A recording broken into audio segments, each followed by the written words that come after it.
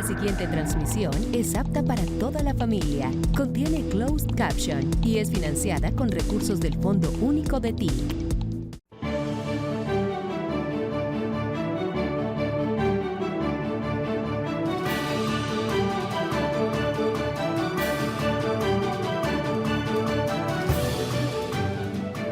Termina este curso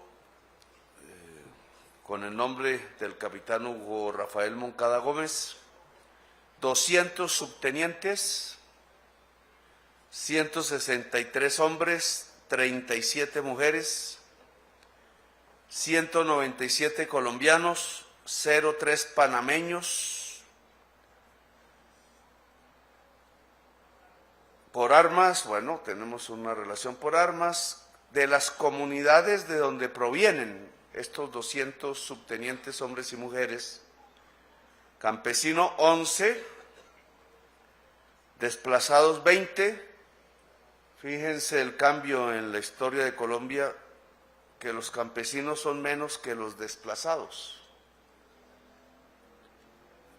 Se podría hacer un bonito análisis ahí y terrible, lamentable. Indígenas 5, afrodescendientes 5.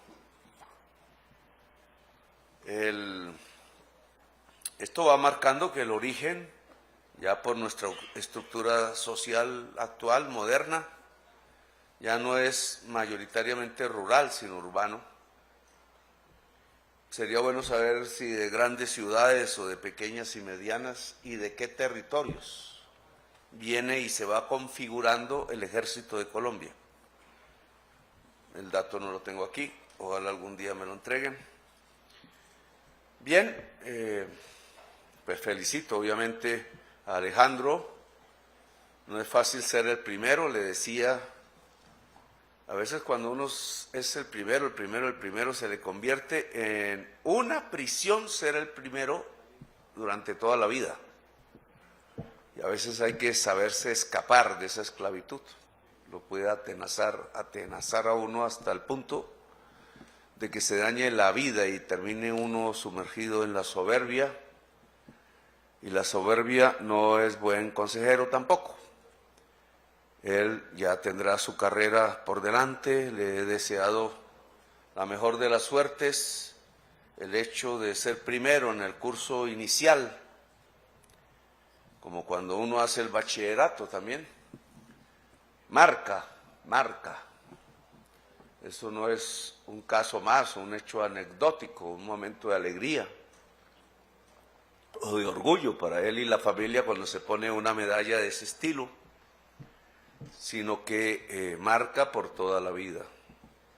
Marca al principio para bien. Bueno, entonces ayer estábamos en el Tarra. Tarra es una región en guerra. Catatumbo, norte de Santander, haciendo algo que me parece también importante analizar y para sus análisis militares. Siempre hay que hacer análisis militar. Un militar no es simplemente un hombre o una mujer que sabe usar las armas. Hay toda una ciencia para eso, muy matemática. O que logra tal sensibilidad que sabe cuándo no usar las armas. Tema más difícil todavía, que ha estado en prueba durante estos años en muchos hechos que nos han ocurrido en el país, sobre todo al frente de la lucha contra el narcotráfico. ¿Cuándo no usar un arma? Se ha aprendido mucho a tal punto que el nivel de popularidad, de favorabilidad, según encuestas de las dos instituciones, Ejército y Policía Nacional, más difícil en la Policía Nacional, dado que siempre está al lado permanentemente de la ciudadanía, expuesta a ella y al servicio de ella, sube permanentemente. Cuando sube permanentemente ese indicador vía encuesta, el cariño de una población hacia su fuerza pública en general, aparece lo que se llama la moral, que repiten mucho en los periódicos. La moral es ni más ni menos la capacidad que tiene uno de hacer sacrificios por los demás. No es fácil.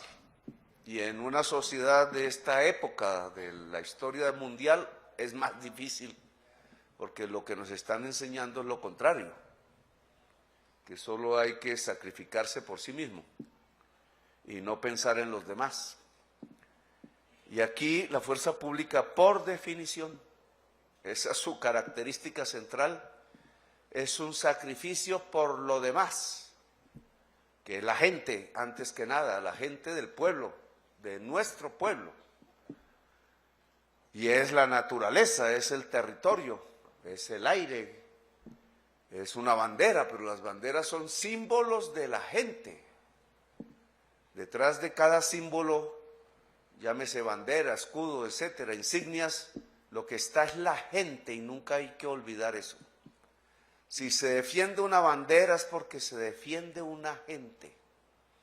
Y en este caso, lo que hay que defender es la gente de Colombia. La moral está en la capacidad creciente, no puede ser baja, tiene que ser muy alta, de querer sacrificarse por los demás. Ya sabemos a qué punto llega ese nivel de sacrificio, que puede extinguir la vida. Esa moral depende es del amor, de nada más. No tiene que ver con los indicadores de conocimientos técnicos, etcétera. No tiene que ver con las matemáticas. Tiene que ver con el amor, que es un sentimiento, y es el amor de uno hacia su patria, sabiendo que la patria es la gente, y es el amor de la gente hacia uno. Uno se desmoraliza si siente que la gente dejó de amarlo. Y entonces, como institución, la encuesta mide el grado de amor. Y el grado de amor por la fuerza pública en este gobierno ha subido. No es que atrás haya sido baja, pero sí venía de capa caída. Y entonces subirla es un éxito y eleva la moral. Esa es la definición exacta de elevar la moral. Aquí hay 3 panameños, ciudadanos de Panamá, que me llaman la atención. República del Caribe, que fue de la Gran Colombia y fue parte de la República de Colombia. Y siempre ahí tenemos unas tensiones porque la historia nos puso separados. Pero sí sería bonito que el Ejército Nacional, a través del análisis militar, desde la óptica militar, pudiera sacar un libro algún día que nos dijera por qué Panamá no es de la República de Colombia. Porque tiene que ver con el ejército también. En 1903 ya existía el nuevo Ejército Nacional.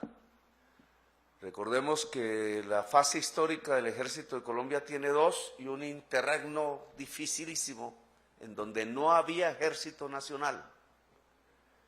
El primero es el Ejército Libertador. Se acaba por allá en 1851, algo así, por decreto de gobierno.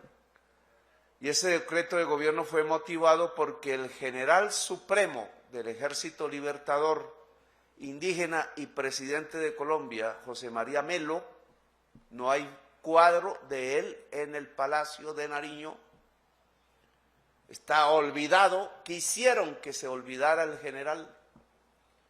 Está enterrado en los campos de Chiapas y aún no encontramos sus restos. Yo he querido traerlo, pero ese es el deseo, no sirve tanto como para la realidad. No hemos encontrado sus huesos.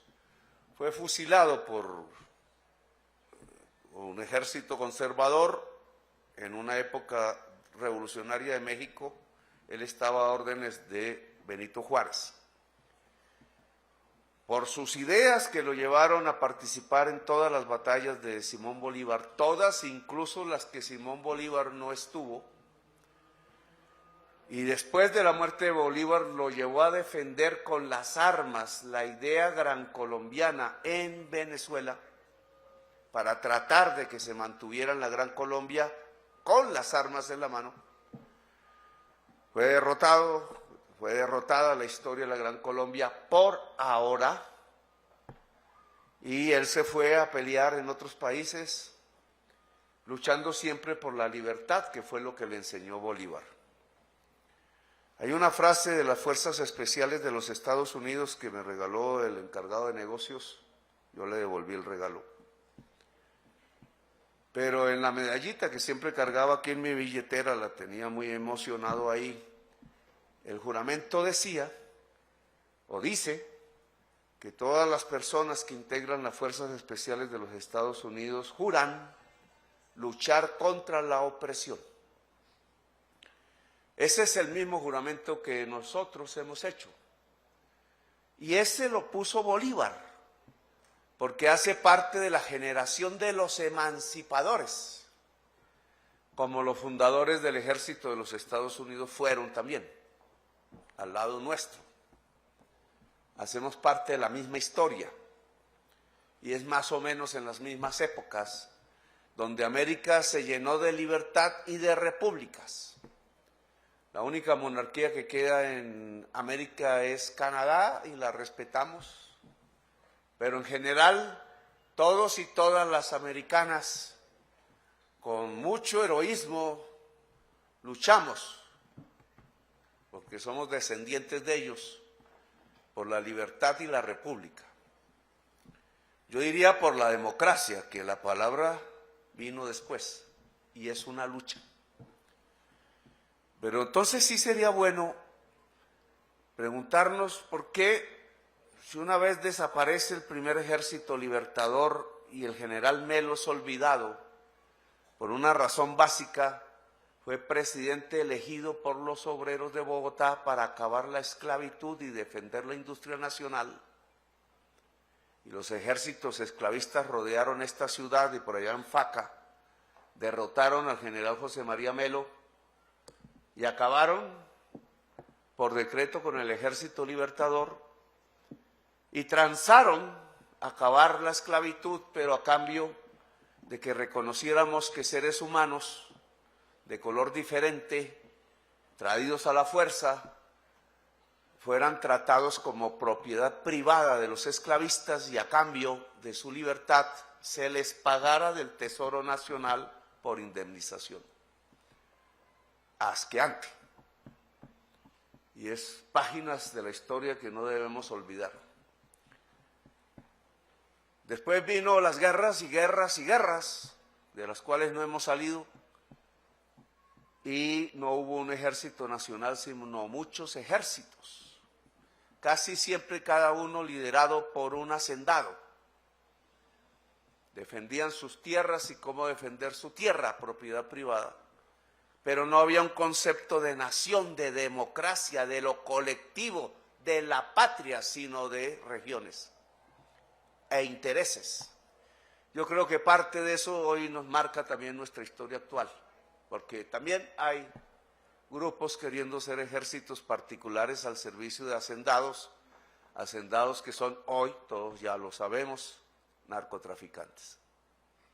Y nos hacen matar entre nosotros por codicia, porque el narcotráfico es un negocio de la codicia.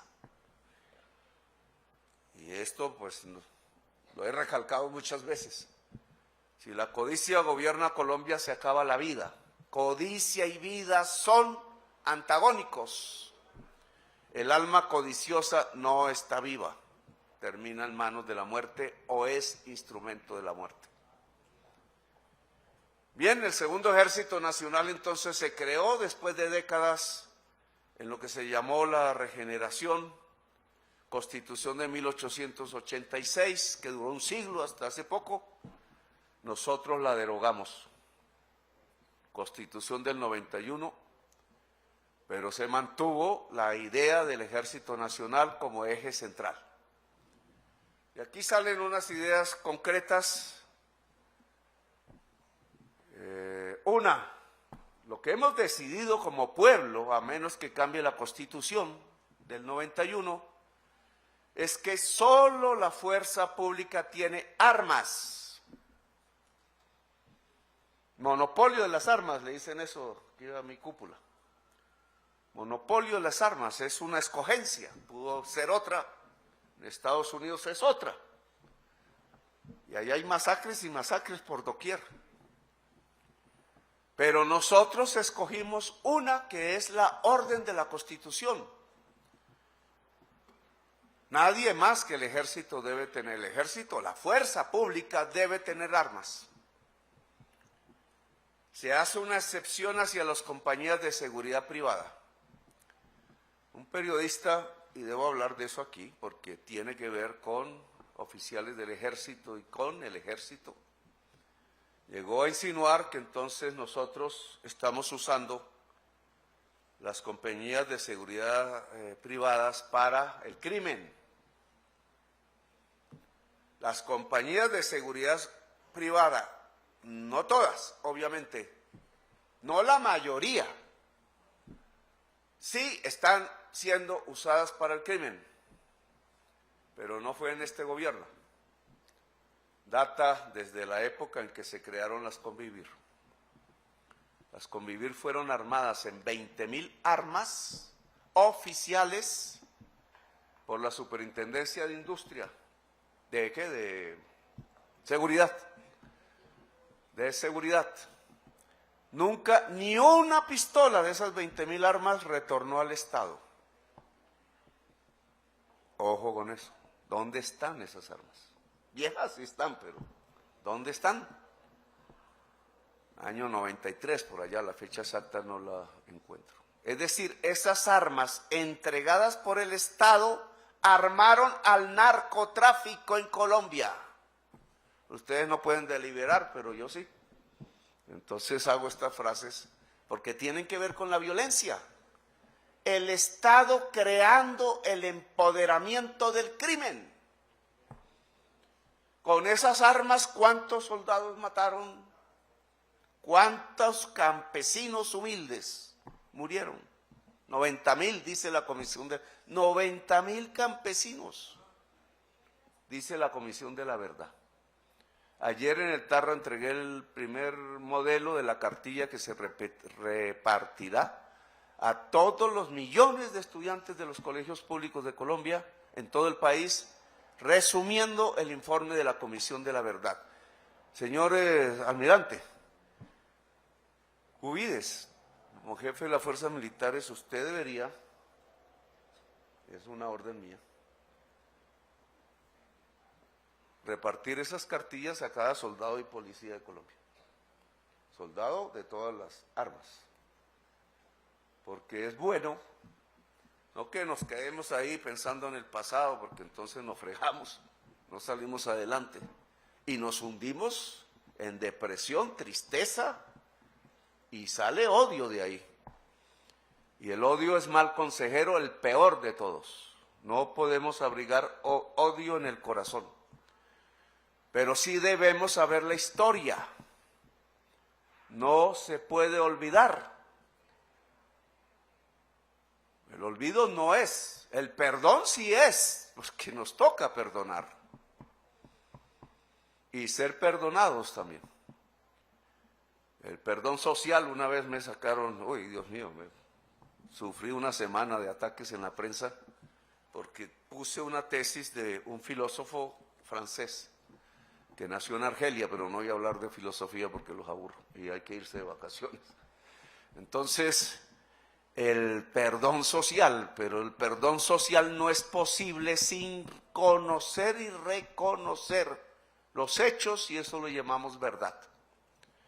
Y entonces yo les proponía que estudiemos alguna comisión en la universidad, la historia de por qué Panamá no es parte de la República de Colombia, con el respeto de los ciudadanos panameños que aquí hacen parte de este curso, que también es bueno investigarlo.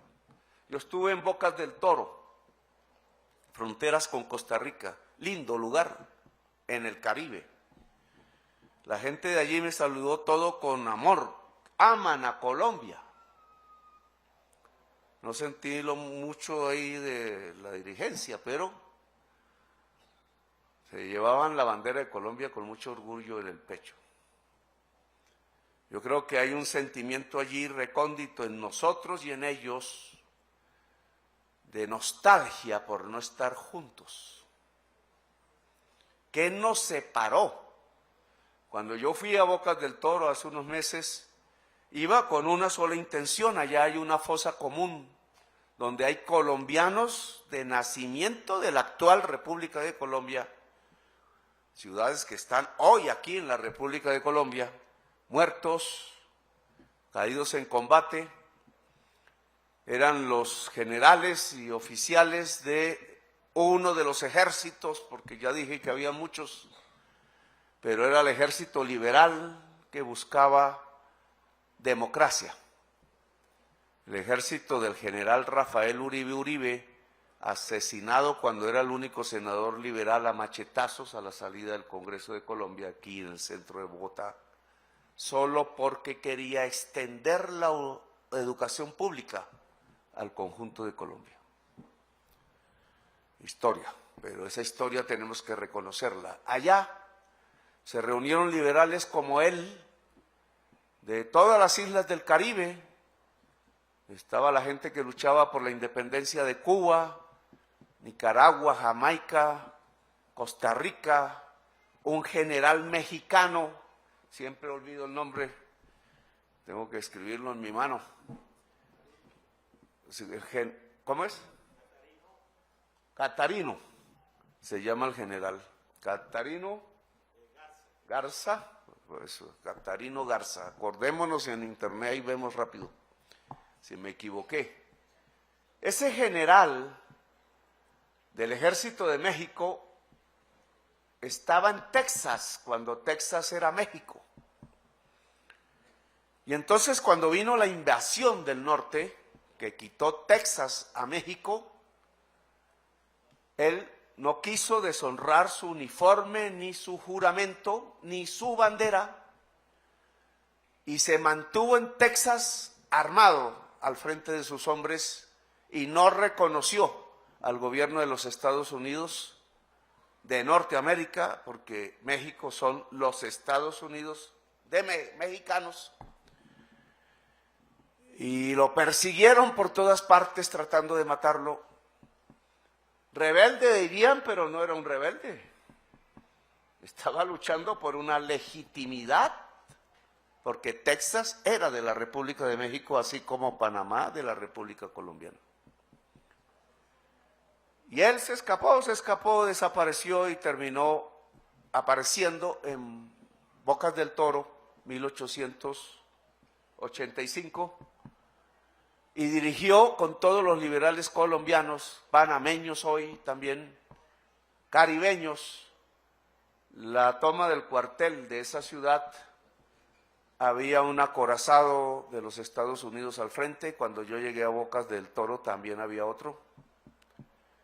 Y perecieron todos en combate. Fueron derrotados. ¿Qué hubiera pasado si hubieran ganado? Ese es el análisis que me gustaría que hiciéramos. ¿República de Panamá estaría fuera de nosotros o seríamos nosotros? Análisis que hay que hacer, porque había un ejército de Colombia en ese momento, fundado por la Constitución del 86. ¿Por qué el ejército de Colombia no actuó para tener a Panamá? Por una orden de un civil, presidente de ese momento. Ya no me acuerdo el nombre, Marroquín creo que era, bueno, ustedes me dirán. Y el presidente decidió que no había que defender a Panamá, sino que había que venderla por 13 millones de dólares. Muchos de esos dólares pasaron a patrimonio familiar de los actuales muy ricos de Colombia. Otros se volvieron ferrocarriles y otros volvieron esos ferrocarriles nada, como todos sabemos, si recorremos la geografía nacional. Es decir, vendimos a Panamá por un precio de huevo, que ahora sí podemos decir que es precio de huevo, por nada. Y nosotros no podemos ser así, porque juramos defender la bandera, no de la cobardía de un presidente, sino que la bandera es del pueblo y de la gente colombiana. Y Panamá debió ser defendida. Análisis militar que ya no nos sirve para devolver la historia, porque ya es un hecho que existe la República de Panamá y la respetamos y la consideramos hermana. Pero eso sí, le hacemos una solicitud seductora. Volvamos a establecer una gran confederación de una Colombia grande, entre las naciones que hoy existen, que fueron de la Gran Colombia. Porque solo si unimos lo que fue la antigua Gran Colombia, México volverá a mirar hacia el sur y Brasil volverá a mirar hacia su Suramérica, y las tres más grandes economías de toda esta América Latina y del Caribe volverán a plantear la bandera de la unidad para que no nos irrespeten. Es en la división que nos irrespetan. Es hablando cada uno solo por su lado, a veces defendiendo intereses codiciosos al interior de sus países, a veces escondiendo el rabo de paja que hay, por el cual nos están insultando, y no solamente insultando, sino humillando, y no solamente humillando, sino matando nuestras gentes. Equivocados o no, son nuestros ciudadanos y ciudadanas. Y si tienen que ir ante un juez, que vayan. Pero en Colombia no hay pena de muerte. Y por tanto, los que nos matan en Colombia desde afuera, primero, no tienen perdón de Dios, y segundo, no pueden ser aplaudidos por nosotros, y tercero, el ejército de Colombia debe defender a todo y toda ciudadana colombiana en el territorio nacional. Y entonces tenemos que hablar de soberanía, no como nos pasó en Panamá. De sus lecciones tenemos que aprender. La soberanía se defiende con la vida. Ese es el compromiso que hicimos quienes por moral luchamos por los demás, no por nosotros mismos. Y aquí estamos siendo amenazados. Y a Colombia no se le amenaza. Porque cuánta sangre de ustedes o de la Policía Nacional y de los colombianos del común y de los que no son del común, porque cuántos líderes de este país no han muerto en manos del narcotráfico, como para que nos vengan a decir hoy que es que no estamos luchando contra el narcotráfico y aquí hay un cartel de los soles. Todos sabemos aquí que el narcotráfico puede comprar el corazón codicioso. Por eso vuelvo a repetirlo, la codicia es enemiga antagónica de la vida. Pero no todos los hombres y mujeres tenemos el corazón codicioso. No nos dejamos comprar, no estamos en venta. En venta estaban los esclavos a la fuerza. Y todo aquel o aquella que se venda se vuelve esclavo. Y Bolívar dijo que éramos hombres y mujeres libres. Y la Constitución del 91 lo repite y lo ordena. Luego, aquí la orden del Comandante Supremo de las Fuerzas Militares de Colombia, heredero de José María Melo, último general del Ejército Libertador, y de Bolívar, primer comandante, es que aquí defendemos la soberanía con nuestra vida. Y que advertimos que Colombia no se deja amenazar y que el que pase de la amenaza a la acción solo despertará el jaguar americano que está dormido en el corazón del pueblo. Y este es un tema que quería conversar con ustedes porque obviamente es lo que está sobre la mesa en estos días. Con nosotros puede hablar cualquier gobernante y pueblo del mundo, no hay problema. Tenemos la capacidad de entendernos con todos los pueblos. Podemos hablar de tú a tú, de frente, mirándonos a los ojos. Si usted tiene razón, reconozco mi error, corrijamos. Si yo tengo razón, entonces es al revés. Si ninguno tiene razón, encontremos la razón. Como seres humanos se dialoga, no bajo amenaza. Que aquí hemos puesto sangre por litros. ¿Cuánta sangre sería? Nadie ha calculado eso, terrible número.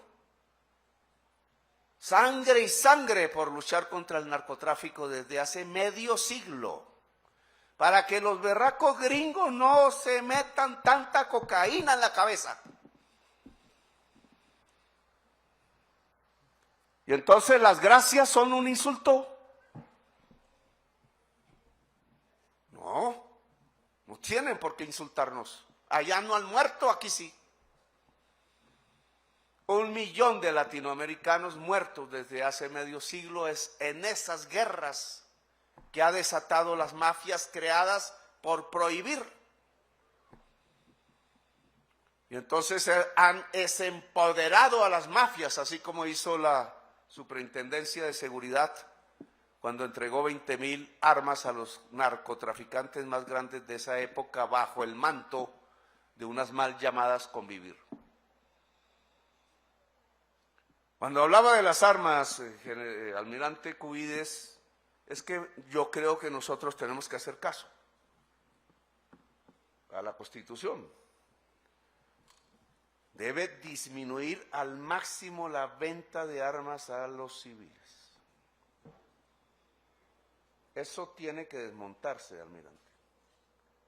Porque esas armas, todos sabemos, por los malos softwares, a veces malos adrede, por la falta de control de sociedades premodernas, no cotejan bien entre Superintendencia de Seguridad y la Oficina de Control de Armas. Y entonces, en el embolate de estas últimas décadas hay 60,000 armas perdidas. 60,000 es como para armar un ejército. No se sabe, pues, puede que 20,000 de las que ya hablé sean parte, pero hay otras 40,000 perdidas. Y están por ahí y están matando soldados. Ya hay una estadística, hicimos la experiencia, almirante, de probar en los hechos criminales cuántas armas que se capturan son de las que se han entregado oficialmente. Y es un porcentaje alto. No tengo el número ahora. El superintendente tiene que darlos. Pero entonces, lo que estamos aquí evidenciando es que el Estado está creando y potenciando el crimen. Y eso se hace de diversos caminos, pero uno de ellos es que estamos armando los criminales. Y eso se da no porque es una decisión pública, una ley o algo, sino porque se van por los caminos de la venta de armas y de la autorización legal de armas en Colombia. ¿Qué hacer con las empresas de seguridad privadas? Buen tema. Que tienen que depurarse completamente. Ayer el Congreso de Colombia, y le agradezco, aprobó el tratado contra el mercenarismo. Ninguno de ustedes, entrenados, capacitados militarmente, capacitadas, con dinero público del pueblo de Colombia, puede usar esos conocimientos para ponerlos al servicio no del pueblo, sino de narcotraficantes en Colombia o en el exterior, o en guerras que no son nuestras. Ahí están los videos de los muchachos en Ucrania, tratando de salir y no los dejan, son esclavos. Y le pedí a la canciller que le oficie a Zelensky para que libere a los mercenarios colombianos de estos ejércitos porque esa no es nuestra guerra, ni en Sudán, ni en Palestina, ni en ningún lugar del mundo, de ningún pueblo que nos haya hecho daño. Ni los ucranianos ni los rusos nos han hecho daño, ni los palestinos jamás nos han hecho daño, ni los del Corea del Sur nos han hecho daño, ni los de Sudán. Sus conflictos internos ojalá se resuelvan pacíficamente, pero sus conflictos armados no tienen por qué tener ayuda del pueblo de Colombia a través de oficiales que, teniendo el conocimiento, se van a pelear por causas ajenas, guerras inútiles, terribles, que no son nuestras guerras. El mercenarismo ha quedado prohibido en Colombia, pero entonces esto nos lleva, almirante, a que miremos una normatividad muchísimo más drástica. En mi opinión, como presidente de Colombia, ningún civil en Colombia debe tener armas, ni el presidente. Y yo creo que eliminaríamos uno de los mecanismos por los cuales la violencia se nos perpetúa y el crimen. Y dejo esto para la discusión pública, porque no son ustedes, no son deliberantes, pero sí el pueblo, y entonces debe discutirse. Y podríamos hablar de varios temas más que están hoy. Hemos hablado del tema de posible amenaza y bombardeo. Hemos hablado del tema de las armas, interno de Colombia, no es externo. Hemos hablado del mercenarismo. No hemos hablado de la paz, y es lo que tenemos que conseguir. Y ojalá esta generación de subtenientes, 200, que aquí salen ya, nos ayude en su carrera con los problemas que habrá en la Colombia futura, mayores o peores, no sabemos, ojalá menores que los que hoy tenemos, y vayamos por una senda correcta para construir la Colombia grande. Entonces ustedes tendrán la responsabilidad, en la medida en que pasen los años y su experiencia, de conducir la fuerza del ejército de Colombia. Ojalá más amante del pueblo y un pueblo más amante de su fuerza.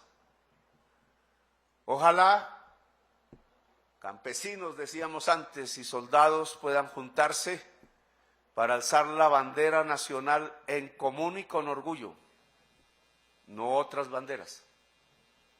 Ya hoy Colombia es más de ciudades, y ojalá entonces las juventudes urbanas y rurales de Colombia, civiles, puedan unirse a las uniformadas y abrazarse con amor de verdad y alzar la gran bandera de Colombia, que es la que representa a todo nuestro pueblo, y una idea de futuro, una gran democracia, una gran nación, una humanidad dirigida por el ejemplo, por la seducción, por el amor.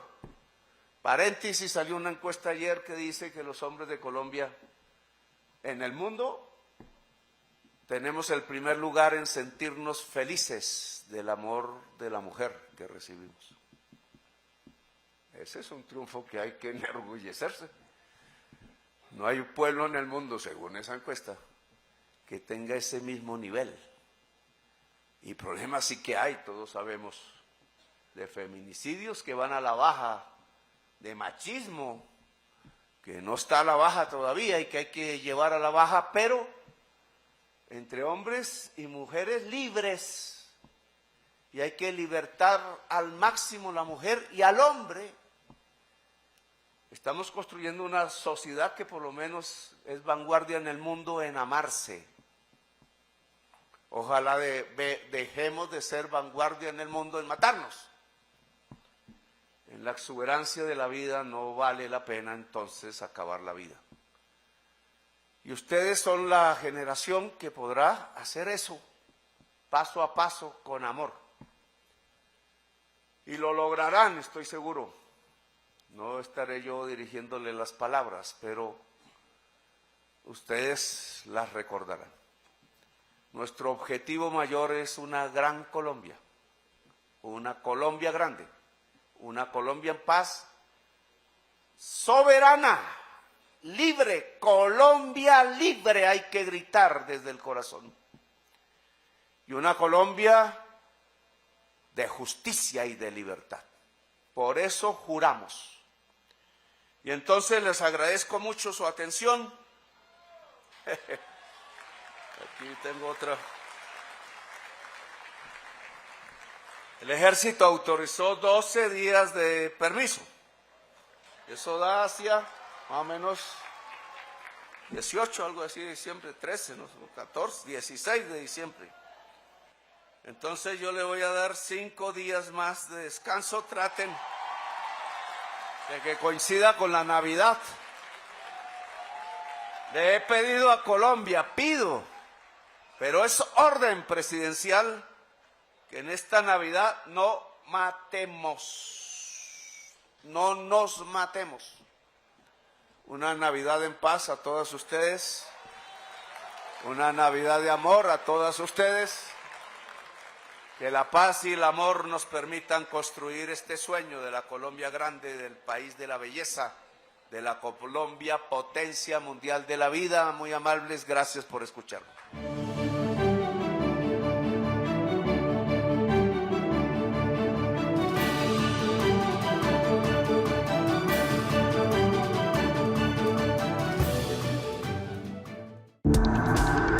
Este contenido fue financiado con recursos del Fondo Único de TIC.